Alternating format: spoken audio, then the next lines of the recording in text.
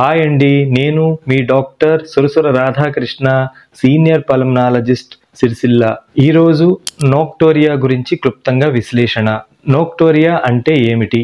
నోక్టోరియా అనేది ఒక వైద్య పరిస్థితి. రాత్రి సమయంలో పడుకున్న తర్వాత 2 లేక అంతకంటే ఎక్కువ సార్లు మూత్ర విసర్జన చేయడాన్ని సూచిస్తుంది.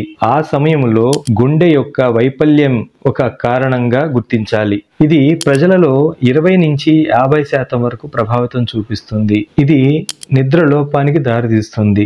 అలాగే వ్యక్తి యొక్క జీవన నాణ్యతను ప్రభావితం చూపిస్తుంది. పెద్దలు మరియు వృద్ధులలో తరచుగా తెల్లవారుజామున గుండెపోటు మరియు స్ట్రోక్స్ రావడానికి పడుకునే ముందు లేదా మూత్ర విసర్జన చేసిన తర్వాత నీరు తాగకపోవడం అనేదే ముఖ్య కారణమని వారికి తెలియకపోవడం. నిజానికి నోక్టోరియా అంటే తరచుగా మూత్ర విసర్జన చేయడం అనేది మూత్రాశయం పని చేయకపోవడం వల్ల వచ్చే సమస్య కాదు. వయసుతో పాటు వృద్ధులలో గుండె పనితీరు తగ్గిపోవడమే దీనికి కారణం. ఎందుకంటే గుండె శరీరం యొక్క భాగం నుండి రక్తాన్ని పీల్చుకోలేకపోతుంది. అటువంటి పరిస్థితిలో పగటిపూట మనం నిలబడి ఉన్న స్థితిలో రక్త ప్రవాహం మరింత క్రిందకి ఉంటుంది. గుండె బలహీనంగా ఉంటే గుండెలోని రక్తం తగినంత లేకపోవడం వల్ల శరీరం యొక్క దిగువ భాగం ఒత్తిడికి గురి అవుతుంది. అందువల్ల పెద్దలు, వృద్ధులు పగటిపూట శరీరం యొక్క కింద భాగంలో వాపుని పొందుతారు. వారు రాత్రి పడుకున్నప్పుడు శరీరం యొక్క దిగువ భాగము ఒత్తిడి నుండి ఉపశమనం పొందుతూ తద్వారా చాలా నీరు కణజాలలో నిల్వ చేకూరుతుంది. ఈ నీరు తిరిగి రక్తంలోకి వస్తుంది.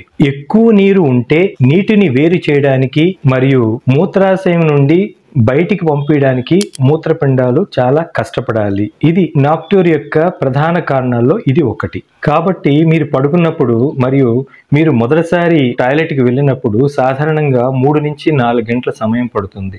తర్వాత రక్తంలో నీటి పరిమాణం మళ్ళా పెరిగి 3 గంటల తర్వాత మళ్ళా టాయిలెట్కి వెళ్లాల్సిన అవసరం ఉంటుంది. 2 లేక 3 సార్లు మూత్ర విసర్జన చేసినట్లయితే రక్తంలో నీరు చాలా తగ్గిపోతుందని గుర్తించాలి. శ్వాస తీసుకున్నప్పుడు శరీరంలో కూడా నీరు చాలా తగ్గిపోతుంది. దీని వలన రక్తము మందంగాను మరియు జిగటగాను ఉంటుంది. అందువలన నిద్రలో హృదయ స్పందన మందగిస్తుంది. మందపాటి రక్తము మరియు నెమ్మదిగా రక్త ప్రసరణ కారణంగా ఇరుకైన రక్తనాళాలు సులభంగా నిరోధించబడతాయి. పెద్దలు మరియు వృద్ధులు ఎల్లప్పుడూ ఉదయం 5 నుంచి 6 గంటల సమయంలో గుండెపోటుతోనూ మరియు పక్షవాతంతో బాధపడుతున్నారని గుర్తించడానికి ఇదే కారణమని భావించాలి. నోక్టోరియా రకాలు.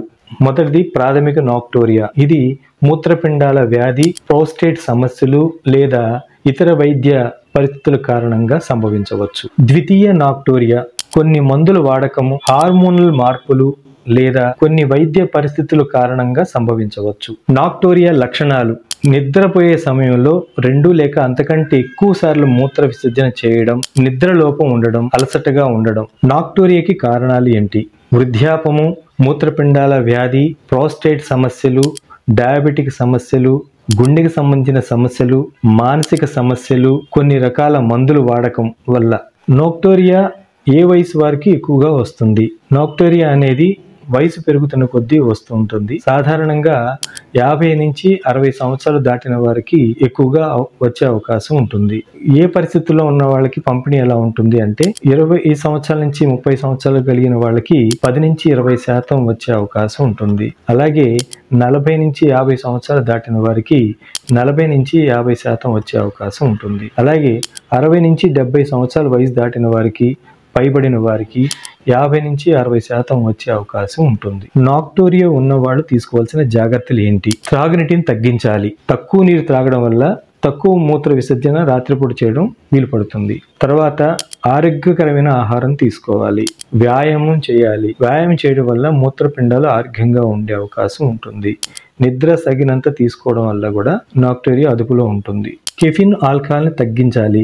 ఇది మూత్ర విసర్జన పెంచడానికి అవకాశం ఎక్కువ ఉంటుంది. మూత్ర విసర్జన చేసిన తర్వాత ఆ ప్రదేశాన్ని అంతా శుభ్రంగా ఉంచుకోవాలి. తర్వాత సరైన బట్టలు ధరించాలి. మందులు సరిగ్గా వాడుతూ ఉండాలి. ఒకవేళ నోక్టోరియా సమస్య పెరిగినట్లయితే వైద్యుని సంప్రదించడం మంచిది. నోక్టోరియా ఉన్నప్పుడు ఏ మందులు వాడాలి? మూత్ర విసర్జన ప్రాబ్లం ఉంటే డైయూరిటిక్స్ వాడాలి. ప్రోస్టేట్ సమస్య ఉంటే ఆల్ఫా బ్లాకర్స్ వాడాలి. మానసిక సమస్యలు ఉంటే యాంటీ డిప్రెసెంట్స్ వాడాలి. మూత్రపిండాల సంబంధించిన సమస్యలు ఉంటే కాల్షియం ఛానల్ బ్లాకర్స్ మందులు వాడాలి. ఇతర చికిత్సలు మూత్రపిండ వ్యాధుల చికిత్స, ప్రోస్టేట్ శస్త్రచికిత్స, హృదయ సంబంధించిన సమస్యల చికిత్స, బయోఫీడ్బ్యాక్ థెరపీ అంటే మూత్ర విసర్జన నియంత్రించడానికి ఉపయోగించే థెరపీ, సర్జరీలు, ప్రోస్టెక్టమీ. గుర్తుంచుకోవాల్సిన విషయం ఏమిటంటే పడుకునే ముందు గోరువెచ్చని నీరు త్రాగాలి. అలాగే రాత్రి మూత్ర విసర్జన చేసిన తర్వాత కూడా గోరువెచ్చని నీరు త్రాగాలి. ఈ వీడియో మీకు నచ్చినట్లయితే లైక్ చేయండి, షేర్ చేయండి, సబ్స్క్రైబ్ చేయండి. ఆరోగ్య అవగాహన కలిగి ఉందాం, ఆరోగ్యంగా ఉందాం. Thank you.